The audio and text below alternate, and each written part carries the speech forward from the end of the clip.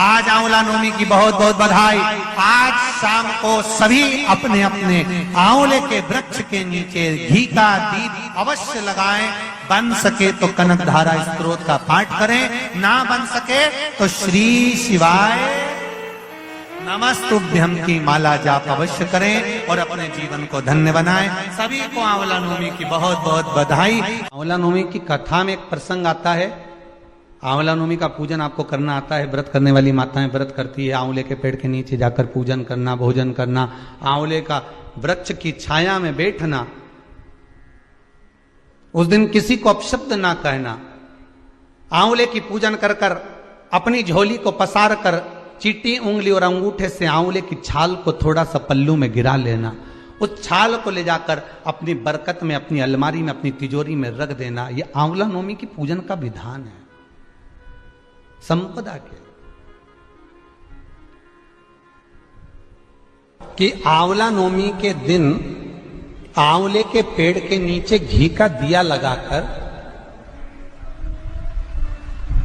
मध्याह्न से पहले, दोपहर के 12 बजे से पहले आंवले के पेड़ के नीचे आंवला नवमी के दिन कार्तिक के महीने में स्कंद पुराण कहती है, जो घी का दिया लगाकर पूजन कर कर अपना पल्लू पसार कर आंवले के वृक्ष की डाली में से उस पे लगी हुई थोड़ी सी छाल को अपनी अंगूठे और चीटी उंगली से अपने पल्लू में गिराकर ले जाकर लाल कपड़े में हल्दी के साथ अपनी तिजोरी में, अलमारी में रख लेता है। उसके घर में कभी बरकत की कमी नहीं होती, उसके घर में कभी संपदा की कमी नहीं होती, उसके घर में धन, वैभव, सत्ता बढ़ती है।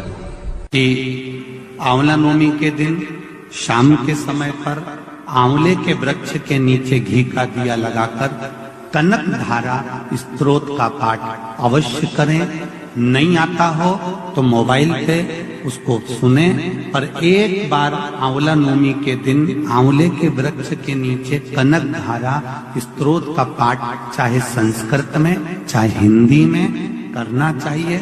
उससे साल भर लक्ष्मी की कमी नहीं आती और आनंद का अनुभव होता है। व्यक्ति को रोग सताता ही रहता है, सताता ही रहता है, बीमारी आती रहती है, जा ही नहीं रही होती है, तो उसको कुछ नहीं करना चाहिए। आंवले के वृक्ष के नीचे आंवला नवमी के दिन दूध चढ़ा देना चाहिए, फिर बीमारी दूर हट जाती है, व्यक्ति बीमार ही नहीं पड़ता। जिसको निमोनिया हो, श्वास की बीमारी हो, दमे की बीमारी हो, किडनी और लीवर से जुड़ी हुई बीमारी हो, उसके लिए सबसे अच्छी चीज है हमारा चलने में हापड़ी भरा जाए, चलने में दम भरा जाए, तो आप आंवले के वृक्ष के नीचे दूध चढ़ाओ आंवला नवमी के दिन, काया ठीक होती है। तो इसलिए आंवला नवमी का उद्यापन करने वाली माताएं जब आंवला नवमी के व्रत का उद्यापन करती है तो आंवले के वृक्ष के नीचे ही ब्राह्मण ब्राह्मणी का भोजन कराया जाता है, घर के अंदर नहीं। घर के अंदर भोजन नहीं कराते।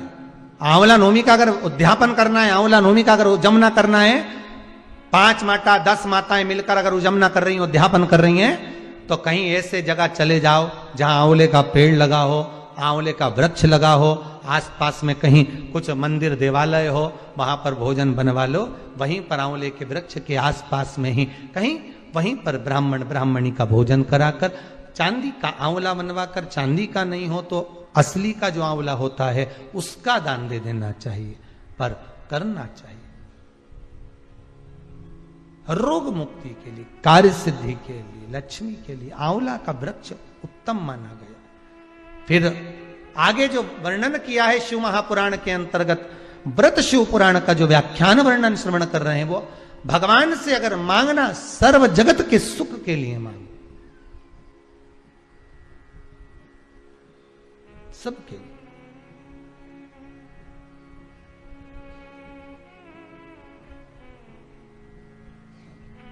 और जब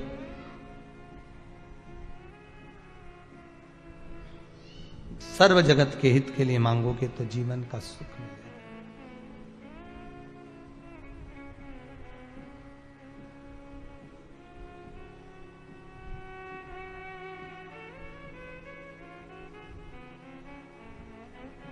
भोलेनाथ तेरी काशी पागल कर जाती है,